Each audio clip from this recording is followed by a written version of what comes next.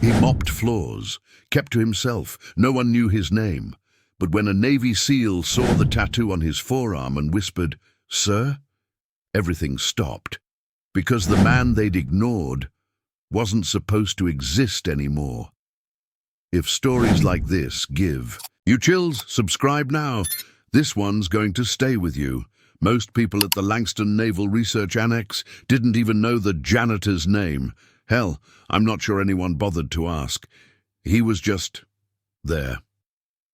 Every morning before the sun came, up every evening long after the last office light went out, pushing that squeaky cart with the broken wheel, wearing the same faded navy jumpsuit that looked like it had seen better decades.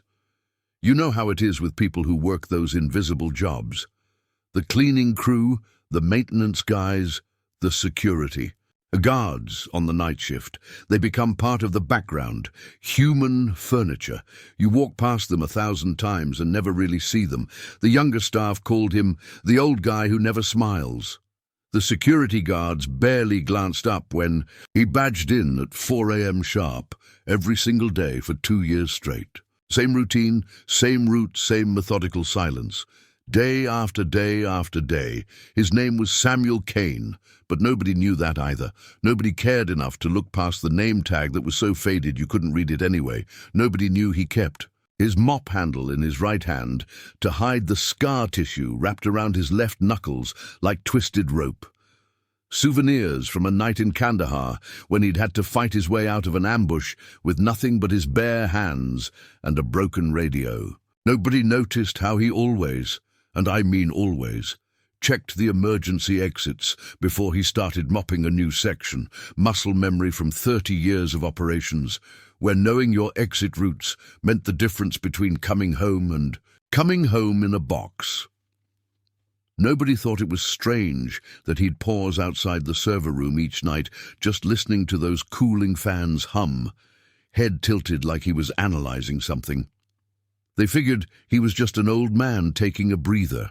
What they didn't know was that Kane could identify the sound signature of different server configurations in his sleep. Could tell you which systems were running hot, which ones were being accessed remotely, which ones shouldn't be online at all. Old habits die hard when those habits kept you alive for 3 decades. They should have noticed. But when you're invisible, for long enough, people stop seeing you altogether. And Samuel Kane had been perfecting the art of invisibility since the day he'd been told his country needed him to disappear. The day everything changed started like any other Tuesday. I can picture it perfectly because I've heard this story from 3 different people now, and they all remember it the same way. Probably because it's the kind of moment that burns itself into your memory. A group of recently deployed SEALs was getting the standard dog and pony tour through the secure wing. You know the drill.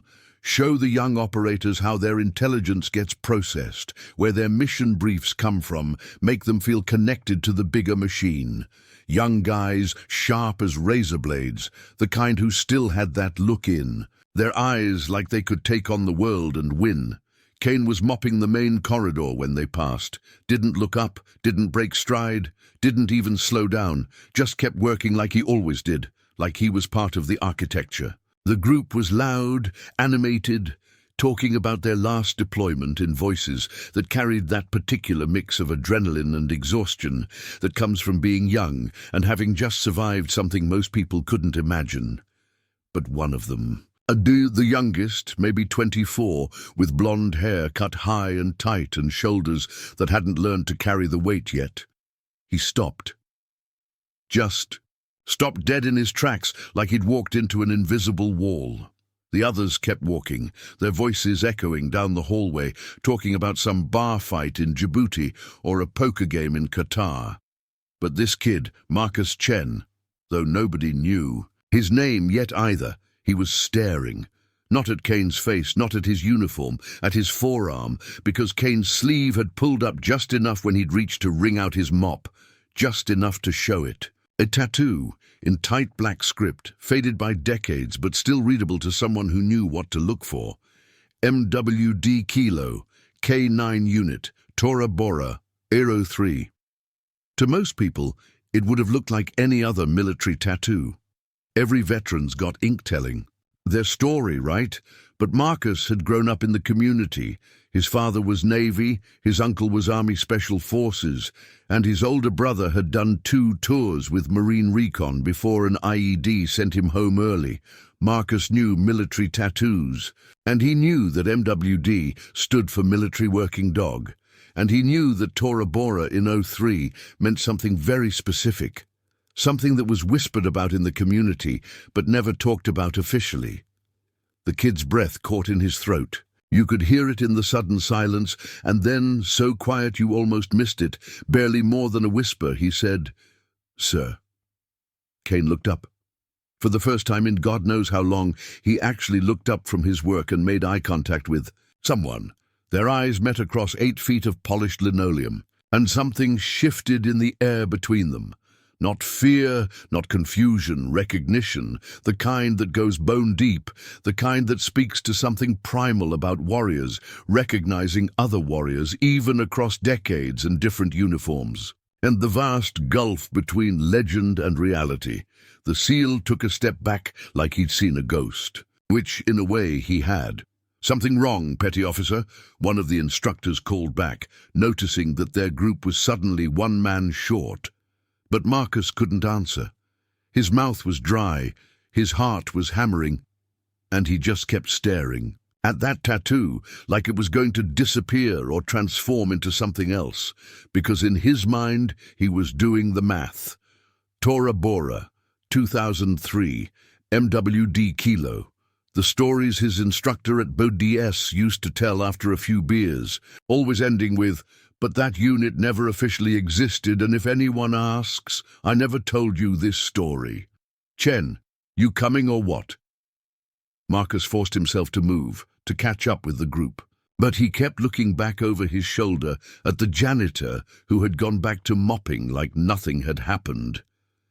Within 10 minutes of the tour ending, Marcus was in the bathroom with his phone out, typing a text to his old instructor. "Hey, Master. Chief, need to ask you about something.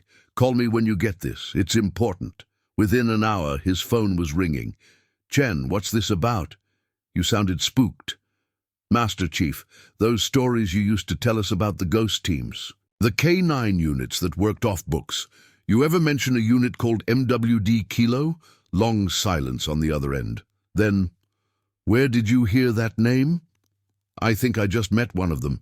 He's working as a janitor at Langston Naval Research." Another silence, longer this time. "That's impossible, son. Those men are all dead." "Are you sure about that?" By afternoon, someone at the Pentagon was having a very bad day, because word travels fast in certain circles. And when word spreads that a man who was supposed to be dead 20 years ago is pushing a mop cart through a secure facility, people start making phone calls, the kind of phone calls that wake up retired colonels and make civilians in expensive suits very nervous. They tried to handle it delicately at first. You know how bureaucrats are, always hoping they can make problems disappear with the right combination of paperwork and plausible deniability. "Sir, we just need to verify some information for our records," the young officer said, trying to sound official but not threatening. He'd been sent by someone way above his pay grade to have what his superiors called an informal conversation with the janitor. Kane was in the supply closet, taking inventory of cleaning supplies with the same methodical precision he'd once used to inventory ammunition and medical supplies for forward operating bases. He looked at the officer with those grey eyes that had seen too much, eyes that had watched friends die and enemies surrender and civilians caught in between pay. "The price for both. I already gave you everything 20 years ago," he said, not stopping his count of toilet paper rolls. That one sentence hit the officer like a punch to the gut, because it confirmed what they'd all been hoping wasn't true. That sentence sent ripples through the chain of command like a stone through still water. Within hours, secure phone lines were buzzing between the Pentagon, Langley, and facilities whose names don't appear on any organizational chart. Because the last time anyone had seen Master Chief Samuel Kane, he was bleeding out in a cave system, near the Afghanistan-Pakistan border with half a mountain on top of him, and enemy fire turning the air around him into flying metal. The after-action report was stamped with so much classified ink it looked like abstract art. The mission had been so far off the books that even the black budget didn't have a line item for it. The only reason his name wasn't etched into the memorial wall was because officially Samuel Kane and his entire unit had never existed in the first place. But here he was, graying at the temples, wearing a janitor's uniform with his name tag, so faded you couldn't read it, asking if they needed him to empty the trash cans before he left for the day. The Pentagon liaison who showed up that evening was a man named Colonel Davidson, 30 years in military intelligence, the kind of guy who'd seen enough classified files to know that reality is usually stranger and messier than fiction. He pulled a file marked Echo Ash 23 from his briefcase, one of only 3 copies in existence. Inside, one photograph that was mostly shadows and redacted text, one paragraph of mission summary that was more black ink than actual words, and a red diagonal stamp that read, "Deceased, presumed Kaya, 04/15/2004. Except Samuel Kane was standing right in front of him, very much alive, and asking if anyone wanted coffee from the break room. "Master Chief," Davidson said, and something in his voice made it clear this wasn't a question. "We need to talk." Kane nodded once. "Conference room B is empty. I cleaned it an hour ago." They sat across from each other at a table that Kane had been wiping down with disinfectant every day for 2 years. Davidson spread the file contents on the table like he was dealing cards. "Why didn't you come back?" he finally asked. "After Tora Bora, after everything went sideways. Why didn't you come home?" Kane looked at the photograph. 8 men in desert. Camouflage, faces mostly obscured by shadows and tactical gear, but their eyes visible. Young eyes, confident eyes, eyes that belonged to men who believed they were making a difference. "They told me not to," he said simply. "You see, after Tora Bora, after the mountain came down and the world went quiet except for the sound of his own breathing and the distant whine of incoming helicopters, after Kane had pulled 2 bleeding men out of a collapsed tunnel while enemy fire chewed up the rocks around him like angry insects, after he'd carried them both to safety on a leg that was definitely broken and maybe shattered, after all that, he'd found something in that mountain that changed everything. A laptop, hard drives, documents in multiple languages, financial records, communication logs, proof that certain American contractors had been selling intelligence to the highest bidder, proof that someone wearing the same uniform Kane wore had been trading the lives of American soldiers for deposits in Swiss bank accounts. When Kane tried to report it through proper channels, funny thing happened. His commanding officers went quiet when he walked into a room. His security clearance got reviewed for reasons that were never quite explained. His medical leave got extended indefinitely, while paper pushers shuffled his file between departments that didn't seem to exist. And then one grey morning at Walter Reed, while Kane was learning to walk again on a titanium leg that would never quite feel right, a black helicopter landed on the hospital's helipad. 2 men in expensive suits walked into his room without knocking, sat down in chairs they hadn't been offered, and presented him with a choice that wasn't really a choice at all. Disappear and live quietly somewhere far from anyone who might recognize him, or keep talking about what he'd found and be remembered as a traitor who'd compromised national security and gotten good men killed with his reckless accusations. They had documents ready to prove their version of events. Testimony from surviving. Team members who swore Kane had disobeyed direct orders. Evidence that he'd been psychologically unstable, suffering from PTSD-induced paranoia. All of it fabricated, but convincing enough to destroy what was left of his life if he chose to fight it. He chose silence. Vanished into the contractor system. like a ghost fading into morning mist, changed his name from Samuel Kane to Sam Carson with paperwork that was frighteningly easy to obtain, shaved the beard that had been part of his identity for 15 years, buried the medals so deep in a storage unit in Colorado that he sometimes forgot which state he'd left them in. But he never stopped watching, never stopped listening to the radio chatter on frequencies that officially didn't exist, never stopped being exactly what he'd trained to be for 30 years, a hunter, a tracker, a man who could disappear into any environment and become part of the landscape. The janitor job at Langston was perfect, security clearance required, but not too deep. Background checks that were thorough enough to be convincing, but not thorough enough to dig up graves that were supposed to stay buried. And access, maybe not to classified information, but to classified people.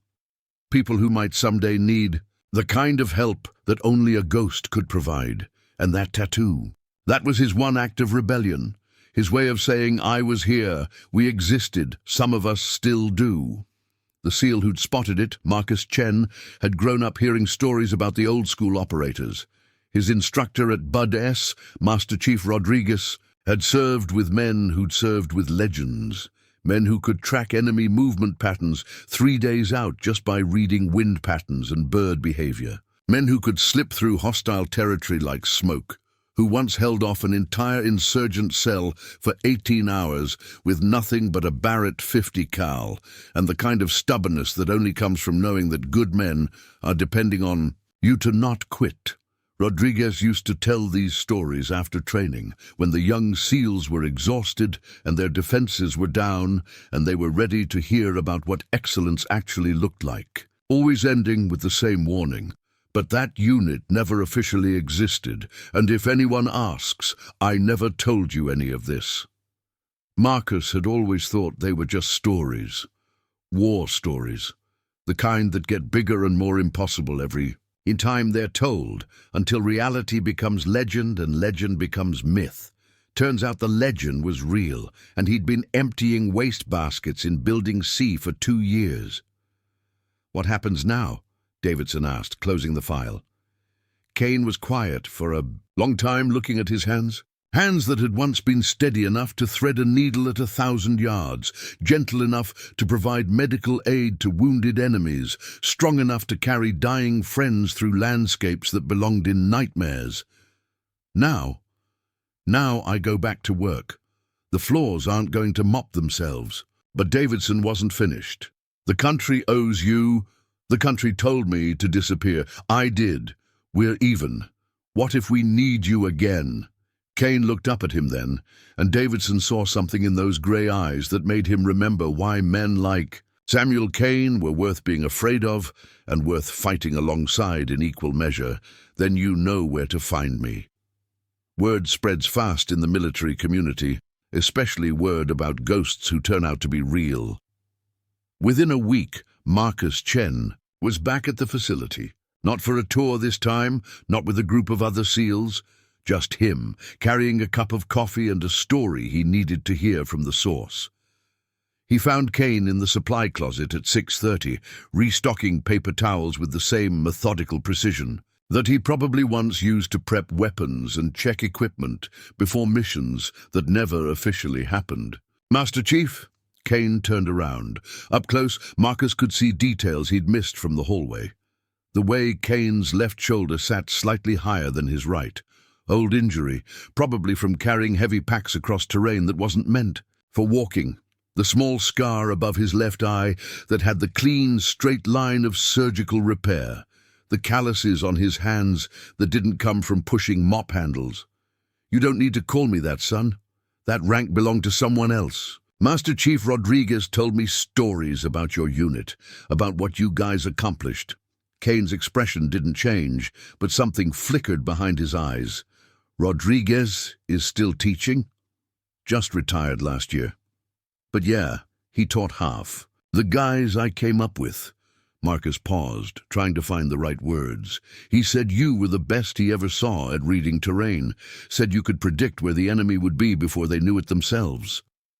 Rodriguez was a good soldier, solid operator. He said you saved his life twice. Kane shrugged, the gesture of a man who'd learned not to take credit for doing what needed to be done. We all saved each other. That's how it works. Marcus had come with a dozen questions, but now that he was here, face to face with a legend, who looked like any other aging veteran trying to make an honest living, only one question mattered. Would you tell me about them? About your team? Kane was quiet for so long that Marcus thought he'd overstepped, asked for something that couldn't be shared. But then Kane reached into his back pocket and pulled out a wallet that looked older than Marcus was. From it, he carefully extracted a photograph that had been folded and unfolded so many times the creases were white. 8 men in desert camouflage, arms around each other's shoulders, grinning like they owned the world. They looked impossibly young, the way soldiers always look young in photographs taken before the weight of what they've seen settles into their faces permanently. "That's Tommy Rodriguez," Kane said, pointing to a stocky guy with a mustache and eyes that were already older than his face. Best demolitions expert I ever worked with. Could thread a needle with C4, disable an IED with a pocket knife and steady hands. Kid from El Paso who sent half his pay home to his mother every month. He pointed to the next face. Jake Morrison, computer specialist from Ohio who could hack anything with a keyboard and 15 minutes. Looked like he should be in a library somewhere, but I saw him take out 3 enemy fighters with a sidearm. In a firefight that lasted 6 seconds, each face got a story, each name got remembered. Danny Walsh, the medic from Boston, who'd saved more lives than he'd taken and considered that a point of professional pride. Kevin Park, the sniper from Seattle, who could put a round through a quarter at 800 meters and never bragged about it. Michael Stevens, the radio man who could establish communication with anyone, anywhere, using equipment that shouldn't have worked, and determination that always did. David Chen, no relation to Marcus, just one of those coincidences that makes the world feel smaller than it is. The point man who had reflexes like a cat, and instincts that kept them all alive until the day they didn't keep him alive anymore. And James Liu, the team leader who'd recruited them all, trained them all, and died with them all in a mountain that wasn't supposed to exist during an operation that never officially happened. They were good men, Kane said finally, folding the photograph carefully and putting it back in his wallet. They deserved better than what they got. Marcus listened to every word, every story, every detail about operations that had never officially happened, but had disrupted enemy supply lines, rescued captured allies, and eliminated threats that would have cost American lives if they'd been allowed to continue existing. He listened to stories about nights spent motionless in hostile territory, about missions that went perfect according to plan, and missions that went completely sideways and had to be salvaged with improvisation and pure, stubborn refusal to quit. About the weight of keeping secrets and the heavier weight of carrying the memory of men who died, believing their country would remember their sacrifice. "What happened?" Marcus finally asked. "In the mountain?" Kane was quiet for a long time. "Then we found something we weren't supposed to find, and some people decided it was easier to bury us than deal with what we'd discovered. But you survived. I survived. They didn't. And every day for 20 years I've tried to figure out if that makes me lucky or cursed." Marcus thought about that, about living with survivors' guilt and classified secrets and the weight of being the only witness to sacrifices that couldn't be acknowledged. "What happens now?" he asked, the same question Davidson had asked.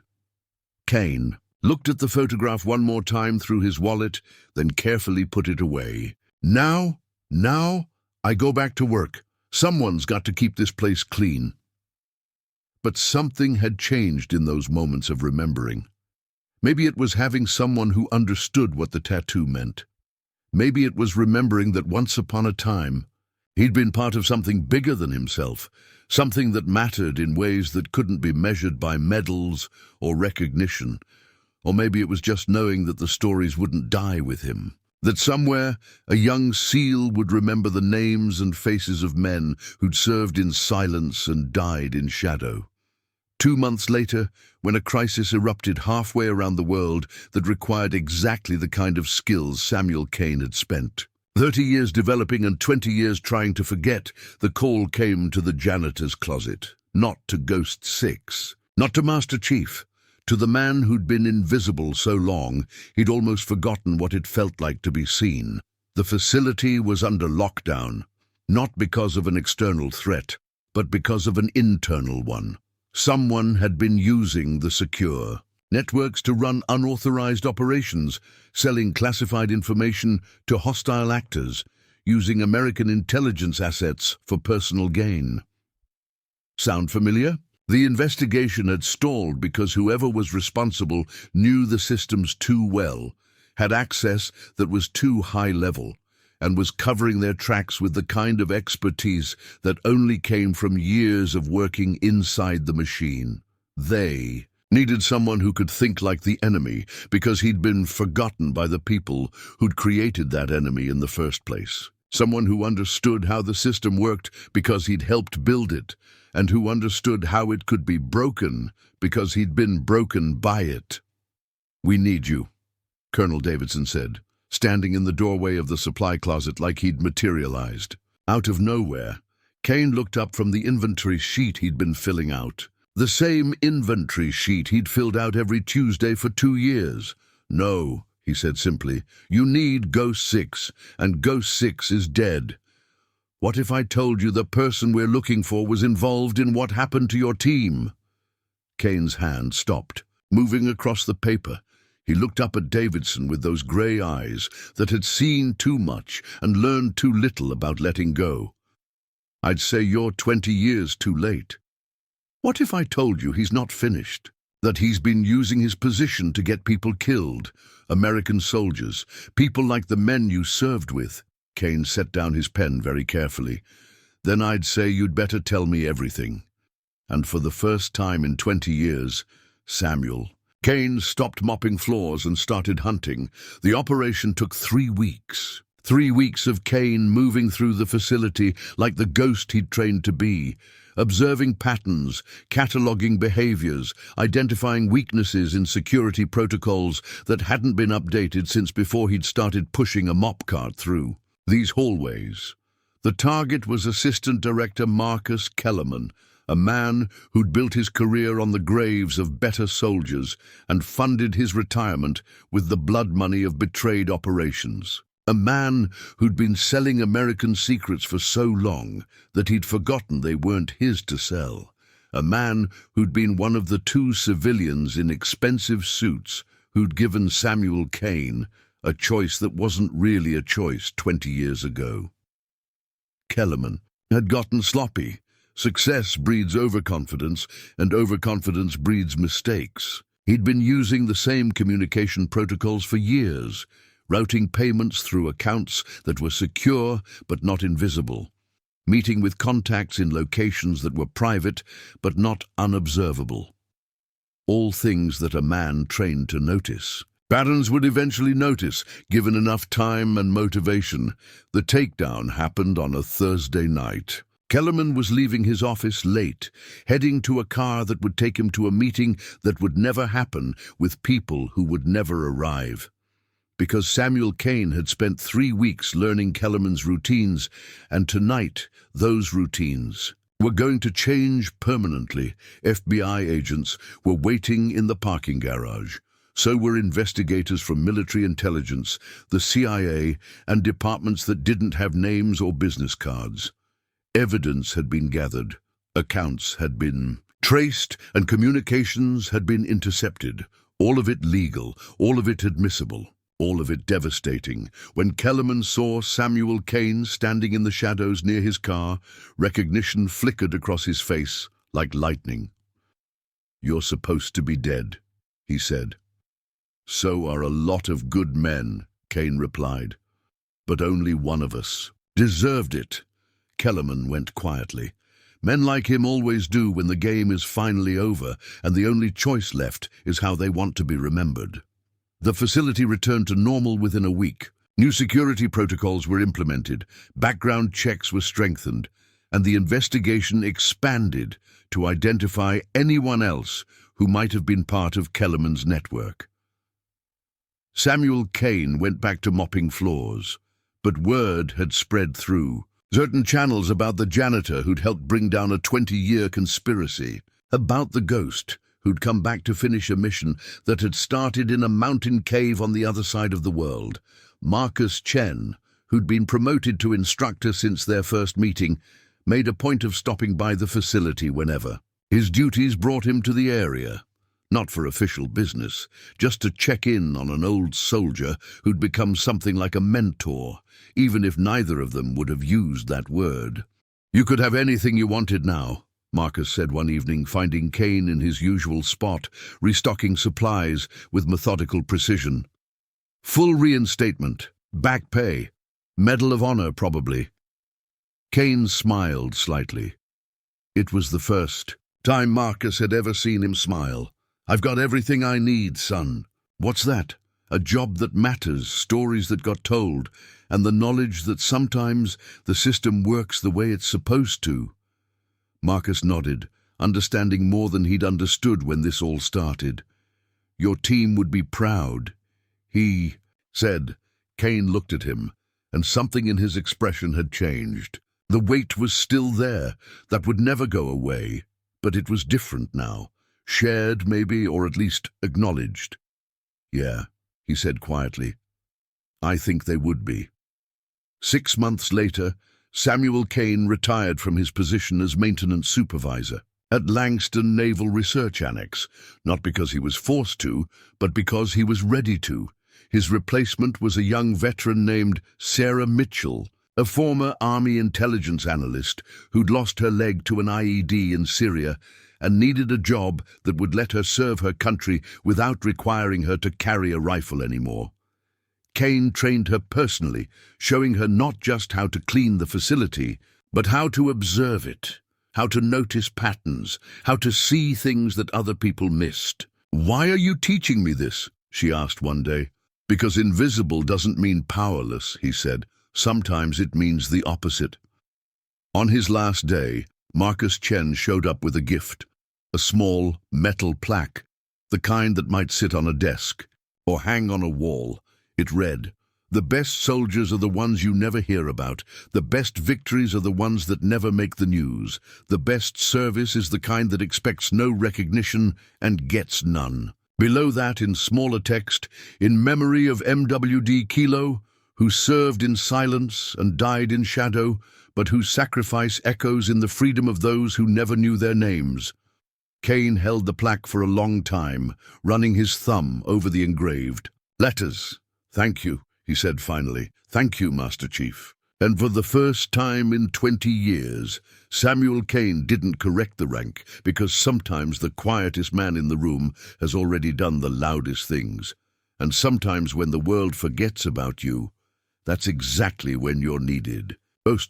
Sometimes being invisible is the most important job of all. If this story gave you chills, don't forget to subscribe. There's another powerful veteran story waiting right here on the screen. Click to watch it, and let me know in the comments. Have you ever met someone who turned out to be far more than they seemed? We'll see you in the next one.